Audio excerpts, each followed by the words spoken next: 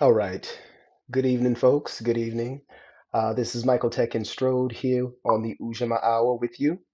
Um, so this is going to probably be a mini cast. This is a very brief presentation that, I just wanted to offer on this day. I am not going to promise to make, broadcasting on the day of the Ujamaa principle of Kwanzaa a thing, but, it's certainly something that I enjoy doing because it is a day that I deeply reflect upon. It's a day that I am very attuned to in terms of really a lot of the work that I am doing in terms of the Coconut Collaborative, a lot of the work that happens at the Cooperation to Liberation Study and Working Group, and even more broadly, some of the work that happens with the Solidarity Economy Working Group through the DSA, is rooted in my connection to this principle of Ujamaa, sometimes known as stated as cooperative economics, but more broadly in the actual Swahili translation being familyhood, and certainly there's a a nationalist interpretation of the Nguzo Saba, which really talks about the familyhood principle and what that means in terms of our desire and ability to understand cooperative economics as the economic strategy that Black people should be engaged in and uh, utilizing to towards our liberation, right? Towards liberatory politics, towards a liberatory economic system. I hopped in very fast there. Yes, this is Michael Teckenstrode of the Coldernut Collaborative, founder of the Coldernut Collaborative. Coldernut Collaborative has been in existence at this point about, this is the end of the second year. Is that 17 to 18, 18 to 19? Yes. 19 to 20. No, this is the end of the third year. I'm losing time rapidly, right? A time bank, a broker of a time bank was losing time. Um, yeah, this is the capstone of the third year of the Coconut Collaborative, and I've had an opportunity at this point to actually reflect on some of the things that we have accomplished during that time. Just some of the connections that we've been able to make, both in the city proper in Chicago, but also nationally. And it's resulted in a post that I did on the blog of the Coconut Collaborative called Go Far Together, a 2 year journey of a coconut. So if you have not seen that posted on Facebook, you can certainly go to the Facebook page and you are able to see a link to that post. It's really been a year at this point in 2019 of engaging in the study of cooperative development via Nexus Community Partners and Democracy at Work Institute. It's been a year of co-facilitating at Cooperation for Liberation alongside some of my collaborators there, chiefly Joan Fadairo, much graciousness and thanks for her partnership there. Um, but it's been co-facilitation at Cooperation for Liberation Study and Working Group. It's been facilitating at the Solidarity Economy Working Group. It's involved connecting with people in Chicago around what are the challenges that they are facing in their communities, in their neighborhoods. One that I talk very explicitly about on this program very often. Just being the Manor Community Neighborhood Association, a local largely unknown neighborhood association in the city of no, I should not say that. Let me rescind that. Not largely unknown. A local neighborhood association here in Jeffrey Manor community in Chicago on the far southeast side, which has some things that it is working towards, has some goals that it would like to see achieved, has a vision of its neighborhood that it would like to have established. And so um, I speak about that because it is an example of neighborhood associations that exist all over the city of Chicago, right? Neighborhood associations whose names we do not know, and neighborhood associations which are seeking to have different types of organizing strategies, different ways to incentivize members of their community to participate in holding up this association structure, which is the very backbone, the very framework in which political power occurs. The democracy happens at the association level. And so, to that end, I wanted to actually touch upon very briefly this evening just some elements of what we've been studying in cooperation for liberation. That speak to that aspect of the association being um, the groundwork for democratic process, democratic procedure, and um, building societies, building democratic society, building truly democratic societies, right? Because ultimately we live in a society that is often anti-democratic in its practice and in its process. It attempts to shove certain people out of the democratic process, right? It attempts to make the democratic process not so much a right as a sort of privilege. You have the privilege of participating in this democracy if you can do X number of things right. And so ultimately, what we are doing at the Coconut Collaborative is we're trying to democratize everything. We're trying to democratize our political life. We're trying to democratize our economic life. We're trying to democratize our association, organizations, and institutional life. All of these things need more democracy, need more people participating in them because there are far too many places in this city. There are far too many places in this country where too few people are making the decisions. And ultimately, our work is to expand the engagement in all of those places. Um, so to last um, month's announcement, we did take an office at Floods Hall. Floods Hall frames itself as an independent civic space. Um, that simply means that it is a space where organizations that do this type of deep civic work, can find a home. So they're currently in residence. We've got Brave Space Alliance. We've got Industrial Workers of the World, Chicago, a Greater Chicago chapter. We have Care to Prevent. We have Tenants United Hyde Park, and so those are some organizations that, again, are trying to democratize different spaces. Tenants United is trying to is working on tenant organizing that democratizes the spaces where people live. People who don't necessarily own their homes, people who rent their homes, but how do you bring democracy into a structure there? Because ultimately, they have very little negotiating leverage with the people that they are renting from, but the people that they are renting from often abuse their power and their privilege. And so, therefore, what do you do in that situation? You organize. Industrial Workers of the World doing similar work around labor practices. Ultimately, people who are working are in workplaces that are potentially abusive. Oftentimes, the only option you have in an abusive workplace is to quit. And for some people, they potentially have that privilege. I have the privilege that if I was in an abusive workplace at present, I could walk away, and I am very confident that I could find another opportunity in my field. Um, being in the technical field, and so, but there are other places that where it's more challenging to leave your workplace, right? And so, labor organizing is one of those things that, again, democratizes the workplace in different ways, right? And gives people a different power over their labor. Um, and and Brave Space Alliance, working deeply with trans communities, to ensure that they have the mutual aid and mutual support that they need to thrive in their lives, right?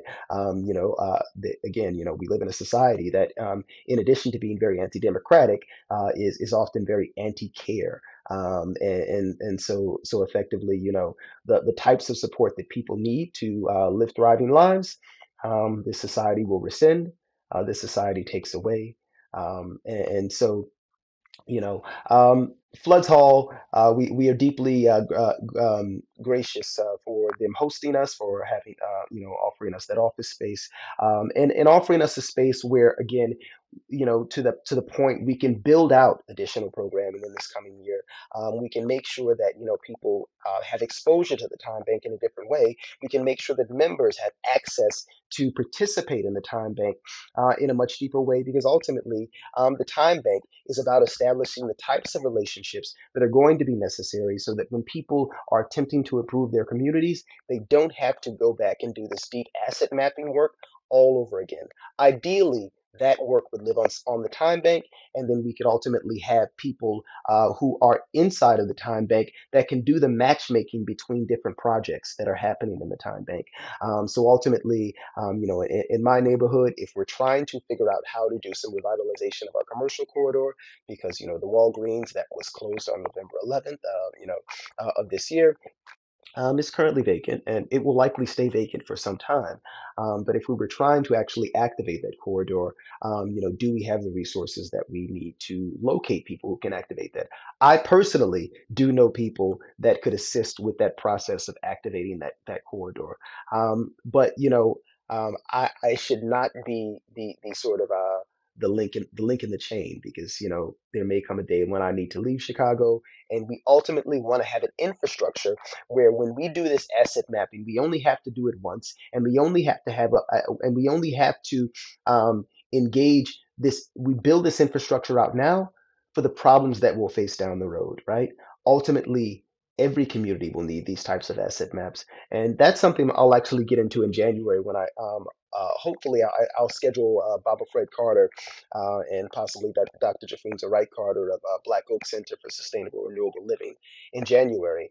Um, and they'll come on here and talk about this project we're building out for Community Resilience Summit, which will speak about why we need these asset maps in advance of a disaster, in advance of of a natural disaster, in advance of an economic disaster, in advance of any type of cataclysmic event, or catastrophic event that can strike our communities. We actually need to know where the resources are, and if we don't know where the resources are, then ultimately our communities are made less resilient. And I count that as a quality of Ujamaa. A quality of Ujamaa. An economy is not simply a matter of dollars and cents. That cents in CENTS, right? It's not a matter of just dollars and cents, but it's really about what are the relationships that exist between people and resources inside of a society. How do people access resources? How are resources provisioned? How do people exchange and produce? What are the mechanisms by which that happens? And is there a way for the needs to be connected with the resources that will fulfill those needs? And if you don't have a way that those things can happen, those connections can be made, then you have a broken economy. So, in the society that we exist in now, where there is a tremendous amount of need for specific types of resources, I'm working, very closely in Garfield Park with folks who are organizing around cooperative housing, because affordable housing is deeply needed in the Garfield Park community. They are facing displacement that is present around all sides of the city of Chicago at this point.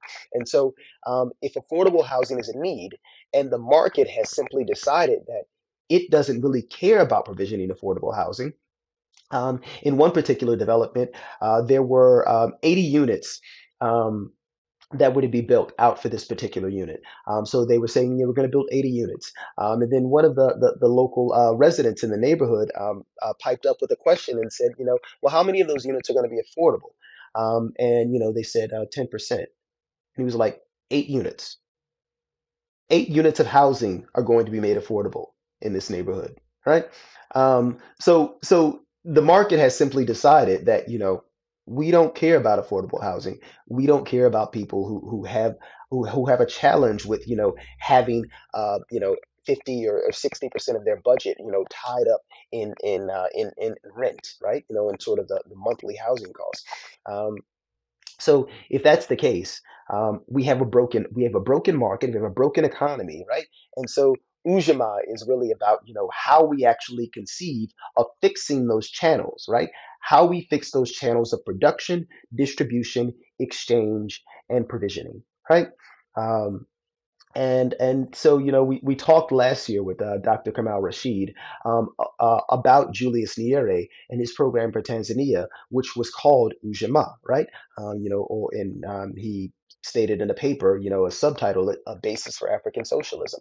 And ultimately, um, he faced the challenge that, several attempted socialist experiments, or socialist economies. In fact, I'm not going to call them experiments. They were socialist economies. He faced the same challenge that socialist economies around the world faced during his period, which was that um, the United States was deeply rooted in sort of anti-communist propaganda in the Cold War, the first Red Scare, the second Red Scare, and so effectively anything that looked like communism. Anything that looked like socialism was immediately found to be detrimental, and that was whether it was domestic or whether it was international. So specifically, we can talk about the fact that in the domestic sphere, lots of Black people went to jail, or were blacklisted from working in their professions because they were accused of being communist. They were accused of being socialist. Whether or not that was true, and if it was true, it doesn't matter. But I mean, if it wasn't true, then it wasn't true. But ultimately, it scared us away from this framework, right? It scared us away from this notion of what this looks like, and we think it looks one way when there's a sort of multitude of different expressions, right? Um, to that point, I want to kind of switch for a moment and highlight Ida B. Wells. So Ida B. Wells recently was featured on. Oh, darn. Now I got to get Ida back. And I don't think I can. No, there it is. I can do it. Boom. Yeah. So Ida B. Wells was featured recently on WBZ on one of their, it was, I'm forgetting the name of the podcast at the moment, but, so forgive that. But you can find it on the NPR website.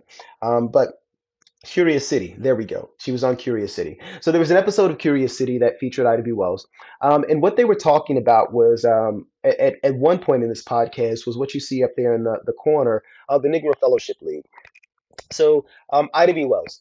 First of all, one thing that you need to kind of know about Ida is that she, of course, we should know if we're kind of students of history that she was run out of Memphis. She was run out of Memphis because she was doing journalistic coverage of lynchings during that period. And as she was doing journalistic coverage, the specific lynching incident she was doing journalistic coverage of was about the owner or of People's Grocery, which was a grocery cooperative that was formed in Memphis, right? So right here we see the intersection of race and capitalism that overlaps with the historical story of Ujamaa in our communities, right? People's Grocery is a grocery cooperative, meaning that there are multiple effectively the markets, the grocery markets in Memphis were not serving Black people, and so Black people came together as Black people have done historically, and they built themselves a grocery store. And so when that money starts to leak out of white communities who can no longer control Black people because they no longer control our grocery store, um, they got angry, and because they got angry, the owner or the proprietor of this store, the People's Grocery, um, was lynched, right? And and actually, do not quote me on that name, the People's Grocery. I actually could be getting that name wrong, so forgive me if that is the case. A note of error that I will correct on next month's broadcast. But Ida B. Wells writes about this lynching in Memphis, of this proprietor of this cooperative grocery store, and they threaten to kill her. And so she leaves town. She relocates to Chicago. When she arrives in Chicago, one point of note about her arrival in Chicago is that YMCA, at the time, of course, the acronym stands for Young Men's Christian Association, but YMCA was a place where young men could go and get a room, right? So if you did not necessarily have a home, there were these SROs and things that you could go and stay in. But YMCA specifically would not allow black men in their units, right? Um, so, again, to this point of Ujamaa, as how it appears in our historical point of history, is that Ida B. Wells forms the Negro Fellowship League, which was a way that when black men arrived in Chicago, if they did not have a place to stay, the Negro Fellowship League was a way that they could locate housing. But you weren't just locating housing for people, right? You were also locating a network, a social capital network, a network of resources, someone who could help you locate a job, someone who could help you locate other resources, who could help you navigate the city and find your way around. You were locating the social capital network that existed in Black Chicago at that time because ultimately, if you did not do that, nobody in this city was going to look out for you. There was no one else that was going to look out for you. And certainly, we can see direct evidence of that by the response of the police to the 1919 race riot. So this predates, of course, Ida, or actually, no, it doesn't. But we can see sort of the 1919 race riots. I mean, there was no one that was looking out for Black Chicago at that time. The police didn't even care, right? Well, the police, still don't care. But um, to that point, Negro Fellowship League, one yet another example. One of the things that one that we have not particularly studied, very deeply in cooperation for liberation, but yet another example of cooperation as it exists in Black history, but also as it exists in Black Chicago history. And when we talk about Ujamaa, I think that this sort of mutualism, this sort of mutual aid, is what we need to be talking about beyond simply talking about the other types of economics, the other types of economies um, that happen when we build markets, right? We don't necessarily need more markets. We have sufficient number of markets. We probably need to better utilize the markets we have or make them function differently. Um, but what we do need more of, right? What is very necessary in this time is that we are very committed to this process of cultivating our mutual aid, cultivating our mutualism, and really understanding how that is an economic driver, right? That is a process by which we can ensure that our people who are on the margins presently actually have access to the resources that they need to improve their lives, right? And it's not simply about selling them another service, right? It's not simply about selling them credit repair. It's not simply about selling them a home ownership, but it's about building different types of structures that service and meet different types of needs and meet those needs in different ways beyond simply being another economic transaction. So that is the sort of Ujamaa that that I am specifically rooted in personally. That is the type of Ujamaa, the type of cooperative economy, the type of familyhood that I bring to the Colonet Collaborative. That is a type of value system that I inject in my conversation at Cooperation for Liberation Study and Working Group. Because ultimately, I think that when we look at the sort of at our ancestral history, right? This is the type of cooperation that would speak well of our ancestry, right? Our ancestors. This is the type of cooperation that they were deeply engaged in. And so this is the type of cooperation that I bring from my cultural heritage to all of these spaces that I am engaged in presently. Um, so, that's a sort of a brief flavor of something that I wanted to touch on. I also want to, I'm going to give you a sort of inside look at what's happening in Co-op for Lib. First of all, with, that's not the one I want. Yes. First of all, with yeah, with this gallery, right? So a number of you had an opportunity at the point when we posted this last year. This was back in 2018 when we did the gallery.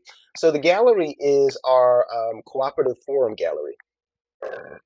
And our cooperative forum gallery is actually all of the panels that we developed when we did the initial forum after we'd read Collective Courage and Jackson Rising.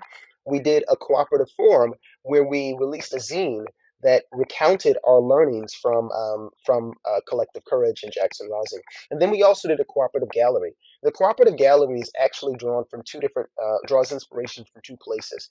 One of those places is Nexus Community Partners. So when I attended Blackonomics, um, we had a gallery that was designed there, and it was a timeline, or not necessarily a timeline, but it was a walkthrough gallery, a walkable gallery that talked about different cooperative examples that were relevant to the history of Minneapolis, and both black and other sort of communities of color history of cooperatives in that city.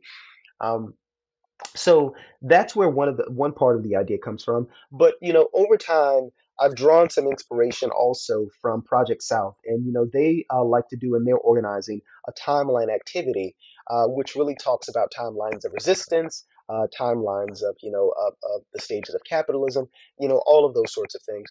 So this Black Cooperative Gallery was really my contribution to really documenting the history of Black cooperation in a way that was visual, right? That was visual and that would allow people not to be simply caught up in the words, right? Because it's one thing to actually read the words, and Dr. Nimbard, beautifully illustrates and elucidates, sort of the history of Black cooperatives. Um, in her document, I have to move this camera because I don't like it sitting over there. Boom. Um, so yeah, Dr. Nimbard, beautifully illustrates sort of the words inside of Collective Courage, but just giving visual record and visual meaning to it. The Cooperative Gallery was one way that we attempted to do that inside of Cooperation for Liberation. So the first panel there, Free African Union Society, mutual aid. In 1780, right? I mean, in 1780, we established a Free African Union Society to provide mutual aid to freedmen at that time. Freedmen as the term, of course, for all Black people who were free.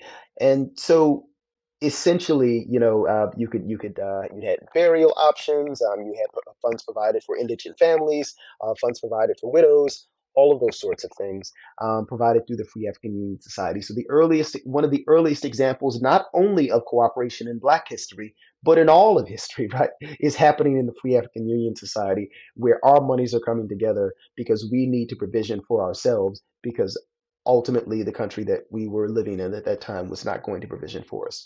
Um, the Combahee River Colony, 19th century, established in an area near sort of in South Carolina near Helena Bay, kind of related to a Civil War battle that Harriet Tubman led, so the Combahee River Raid. Um, so Harriet Tubman leads the Combahee River Raid, and all of these plantation owners essentially the slaves that are on those plantations scatter. And then there's sort of this notion, there's a story that is told um, as part of, I think, the podcast Uncivil, where, the plantation owners get up to the boat and they're like, talking to the slaves, they're like, get on the boat, get on the boat. And and they're thinking that the slaves are just going to be happy to just kind of hop along and come with them and escape the plantation. And no, they ran right over there to the boat that Harriet was calling them to. So the Combahee River Colony is established after that Combahee River raid. And, effectively, folks who got independent, who were like, we ultimately do not want to work for white people again. Combahee River Colony is another example of cooperation that happens. They were able to sustain themselves on their handicrafts, and the things that they were able to make after that, after they were freed from bondage. Independent Order of St. Luke, of course, Maggie Lena Walker, establishes a financial institution, and so ultimately, there's just all these examples that we can point to, and that this gallery was speaking to. And the gallery is meant to make you think about this. The gallery is meant to make you imagine. The gallery is meant to make you go into that time period and think about what are the qualities that people were bringing to this work, that caused them to develop this as a solution.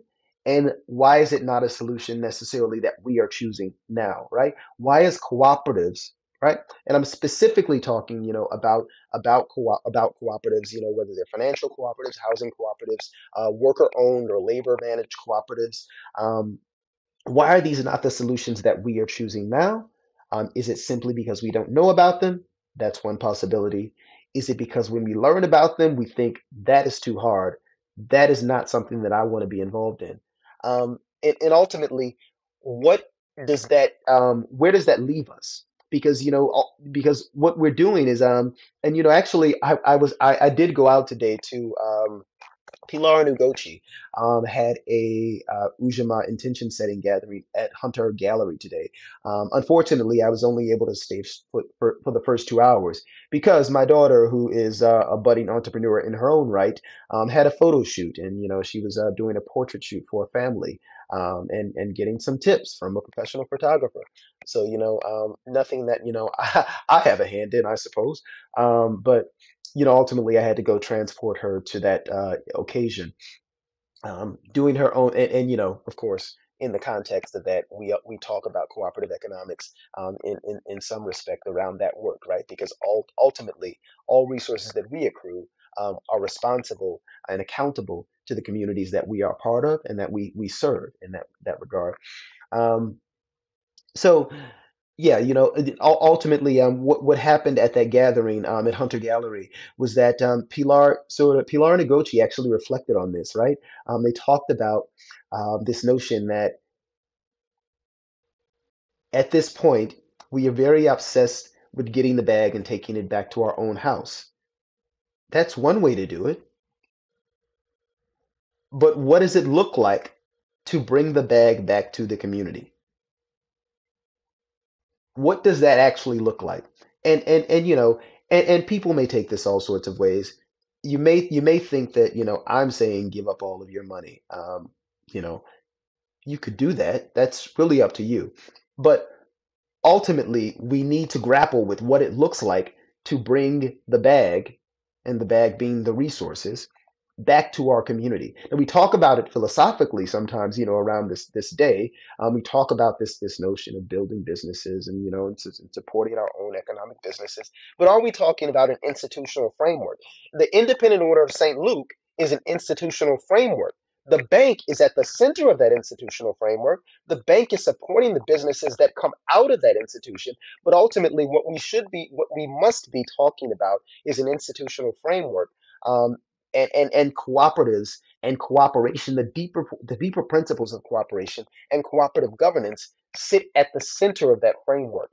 The only way that we're going to execute on something that's as daunting, as large as what happened with the Independent Order of St. Luke, or the Credit Social Club, or the Young Negroes Cooperative League, 1927 and 1930, respectively. Up there at the top of the Young Negroes Cooperative League, you see Ella Baker, right?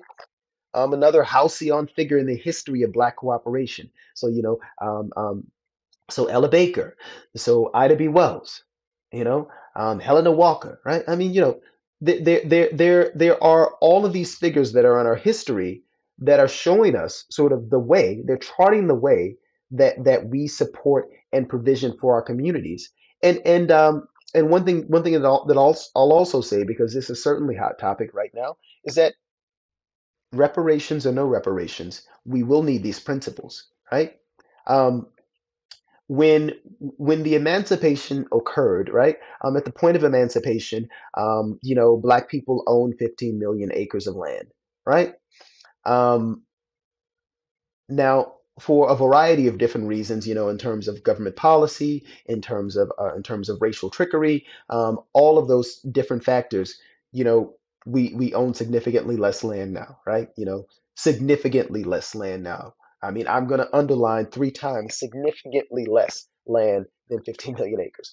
Um, but whether we have the resources, at post reparations or pre reparations, whatever the outcome there is, these principles will need to be in place to preserve and provision and protect whatever resources we have. Because ultimately, it's too easy for resources to leak outside of our community through all of the other mechanisms that exist that are in place. All of the other ways of building businesses leave us open to someone individually making the decision that they want to sell their business to someone who else who has more money. And ultimately, the people who have the resources to buy our business, um, they don't necessarily sit in our community. And while we while we can think that we're going to kind of amass these venture capital funds, that will ultimately drive that activity. Those venture capital funds are still significantly undercapitalized compared to other institutions. And so if we're value centered, then building a business in a way that makes it accountable to more people in our community creates a situation where we are more likely to preserve um, all of the sort of resources, all of the capital, all of the intellectual capital, all of the elements that make up a thriving business are more likely to be preserved in our community if it's cooperatively governed. If it's democratically governed, collectively owned, we are more likely to hold that business inside of our community, and capital leakage is less likely to happen.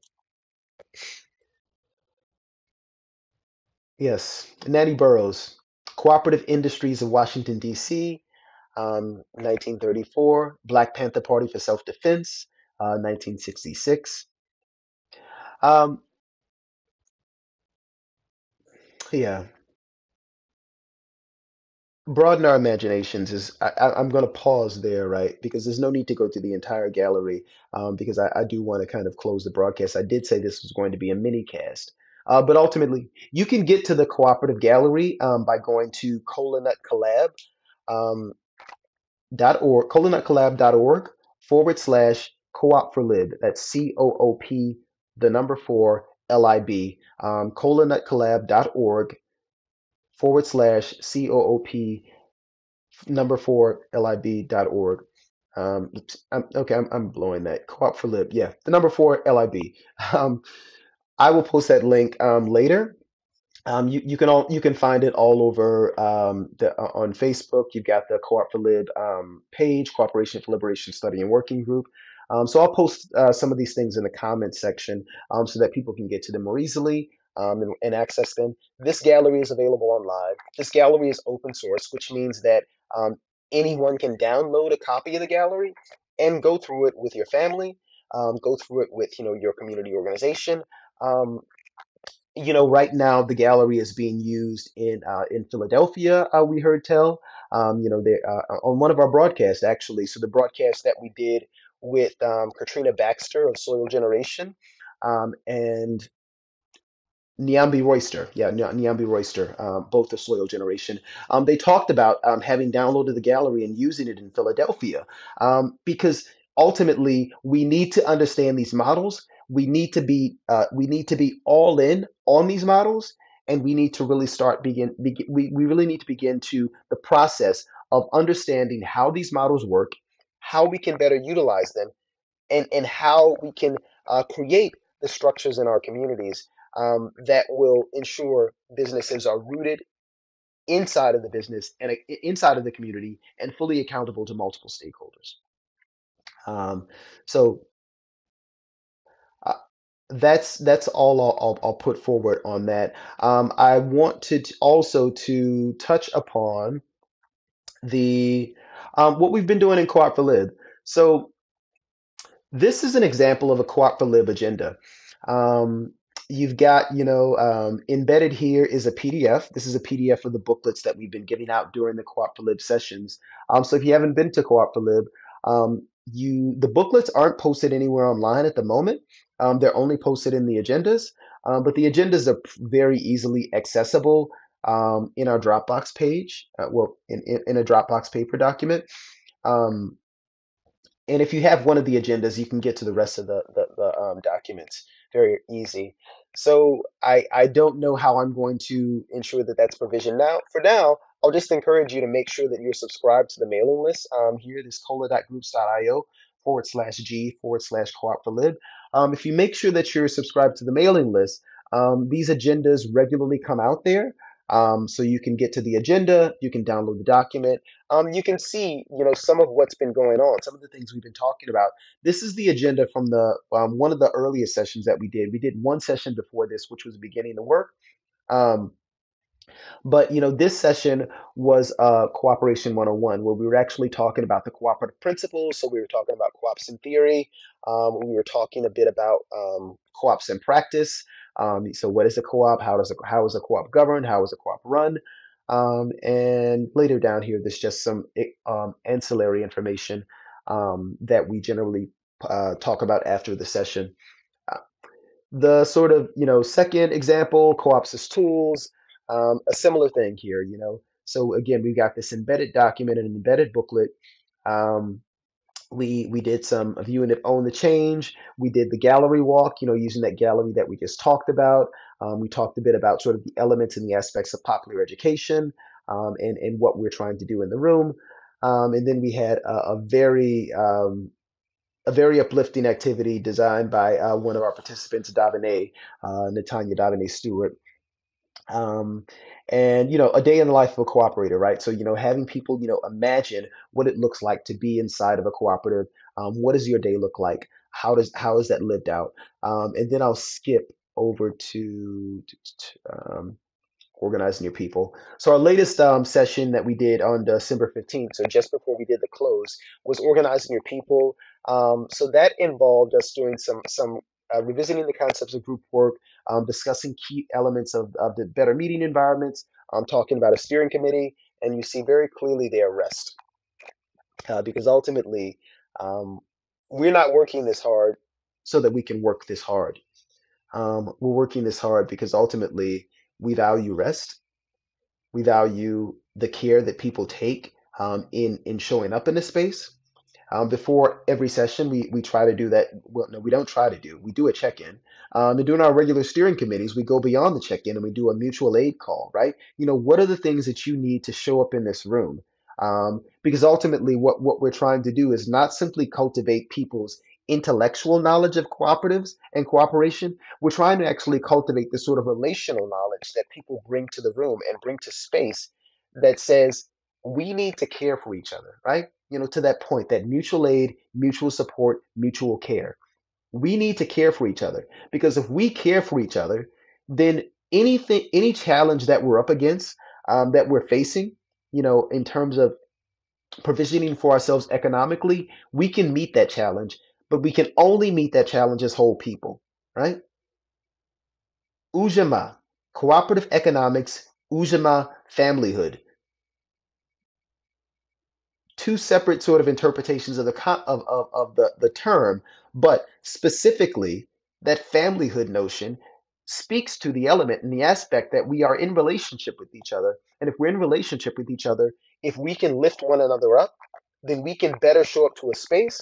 And then when we are trying to solve an economic challenge, then we can think better about that, right? And we feel better about the people that we're working on that problem with, because these are not people that are simply trying to extract resources out of us. These are people that we are in relationship with, that we care about, that we want to see improve, that we want to see get better, that we want to see live whole, thriving, fantastically brilliant lives.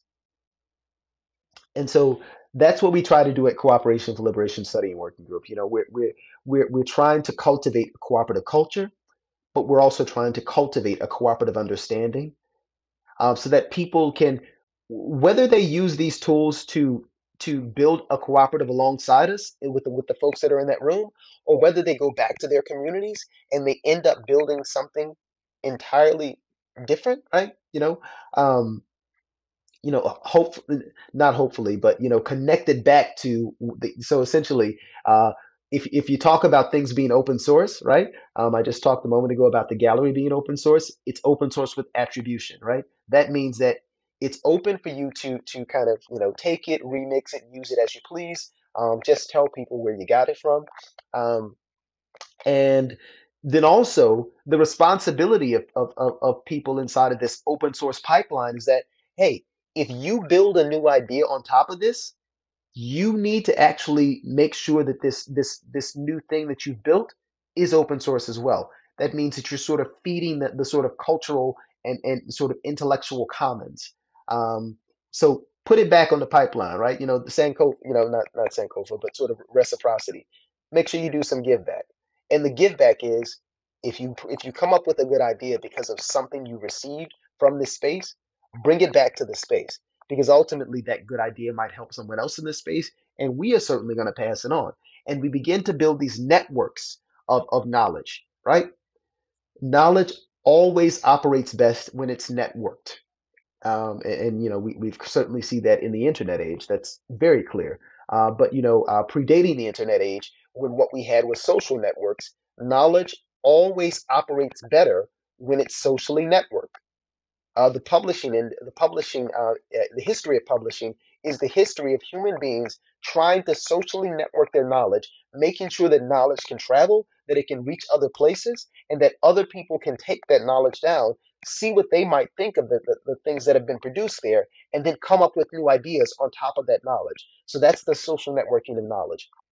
And cooperatives are key in terms of people being able to come together inside of an enterprise, inside of an endeavor, and socially network their knowledge and their insights. So that's what we're doing in Co-op for Lib. We've got a really good series of things that are on the horizon for the new year. Um, I don't actually think it's in this notes here, so I'm not going to look there. But we're going to be talking to Camille Kerr from Upside Down Consulting. She's going to be talking to us about um, cooperative governance. So recently we did a visit to E.G. Wood in Inglewood, and we talked to Dion Lucas there, and he gave us the rundown of the project and kind of gave us a sort of inside look, both physically we got to look inside of the building, but also just an inside look at how the thing is operating, how it started.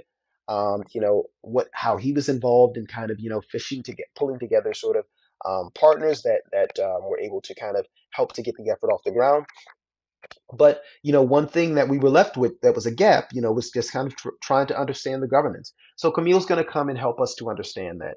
So we're looking forward to that. We're also going to be hearing from Sochi Espinosa of the Co-op Ed Center. She's going to be schooling us on cooperative culture.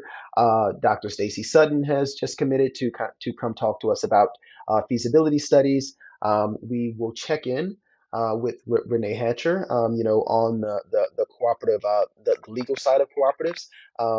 Sidebar, and I'll do something more extensive in January on this. But we want to we send our condolences to Renee Hatcher and her family for the passing of their father, Richard Hatcher, former mayor of Gary from 1967 to 1987, a key figure in the Black political history of Gary, right? When we talked to her on that program, you heard that joke about sort of her being descended from a Black political dynasty. It's true. It's true. So yeah, we'll have something more extensive just to kind of speak to the history of Richard Hatcher and Gary and the the black political the elements that were rooted, why Gary looked like it, I mean kind of evolved like it evolved politically, is a story to be told, right? And it won't be told by me, but I will certainly pull out some elements that are key for us to remember for the January broadcast.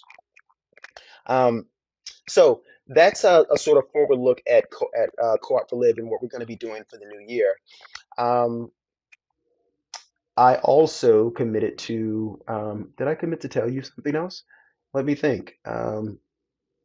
No, but I did want to show you. Yeah. So I did want to make sure that I gave you a glance. This is that publication that I mentioned that we've just published on the Cola Nut Collaborative website. Go Far Together, a 2-year journey of the Cola Nut.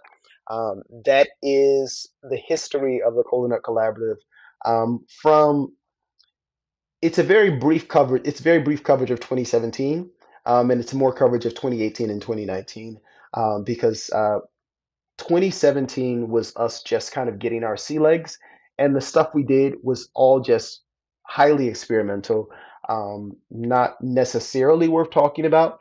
There were a few good things that we highlight in the article, but yeah, so we've got 2 years here of the work that we've done. So, and you're encouraged to go to the Coldernut website and read that. You can find it on the Time Salon. So if you go to the Coldernut website, click on the Time Salon. It's a post there that you can pull up, which is Go Far Together, a 2-year journey of the Coldernut. It's also posted on our Facebook page. It's posted on our Twitter. It's linked on our link tree on Instagram. So there's a lot of places that you can get to it.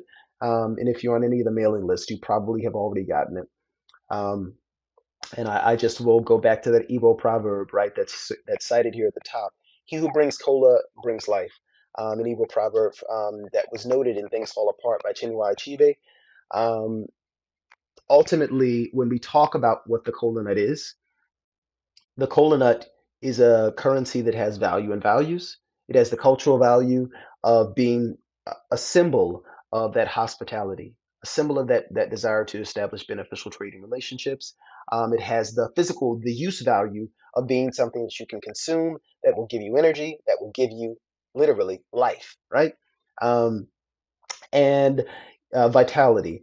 And then it has that sort of the actual sort of monetary value at the time, which is that if you had a basket of cola nuts, you had an exchangeable commodity that you could take to someone, and they would might provide you a service, they might give you another good for it.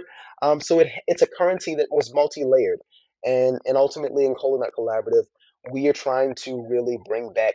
Uh, Multiple layers to our currency, multiple layers to the ways that we exchange. The time bank is one way that we can exchange. The dollar is another way that we can exchange. We could have community currencies that are other types of ways that we exchange. Ultimately, if we have multiple ways that we are able to engage in exchange, then perhaps we can speed up the meeting of the needs in our community, right? We can have ways that we can provision for people that don't look as onerous or as uncaring as they do now, because that's where we stand at the moment. Um, I am deeply out of breath, and as noted, my throat is very parched because I've been slightly ill at ease this week. Um, but the last thing that I'll highlight is that Cooperation for Liberation Study and Working Group, we were on hiatus, right now, but January 12th, a Sunday. We'll see you back at the Breathing Room. That's 1434 West 51st Street. Um, Look for us from 3 p.m. to 6 p.m. We'll be at the Breathing Room, and we'll be talking about organizing your people. Then that's the second session of organizing your people that we'll be getting into then. So we look forward to seeing you at that session on January 12th. If you are in attendance, look for that invitation on Facebook. Um, Make sure that you're subscribed to the mailing list, and you can kind of get the automatic reminder of the invitation. Oh, excuse me. And also, for the Colina Collaborative, we'll be having some events coming up at Flood Hall in January. I'll look forward to on the Colina Collaborative website for those announcements. And and until then, we will be back here for the Ujamaa hour on. And, it's terrible that I can't remember this, but I ain't got my schedule up. Um, that's something that I'm still working on. It's been a busy season for me. Second Monday, uh, January 13th. So there we go. So we'll be back here on January 13th. So look at that, and two days in a row. January 12th, you got Cooperation for Liberation Study and Working Group. January 13th, you've got the Movement Monday happening here on the Ujamaa Hour on the Coconut Collaborative page. So we look forward to seeing you in 2020. We hope that your black eyed peas and your greens and your cornbread, black eyed peas, greens, and cornbread. Don't mess with the juju. We hope that your celebratory meal for New Year's is black and proud and powerful. Until then, we will see you on the next episode of the Ujamaa Hour. Nzuri Kwanzaa, Ujamaa, Cooperative Economics and Familyhood. Peace. We will see you on next time. And I've lost my exit button.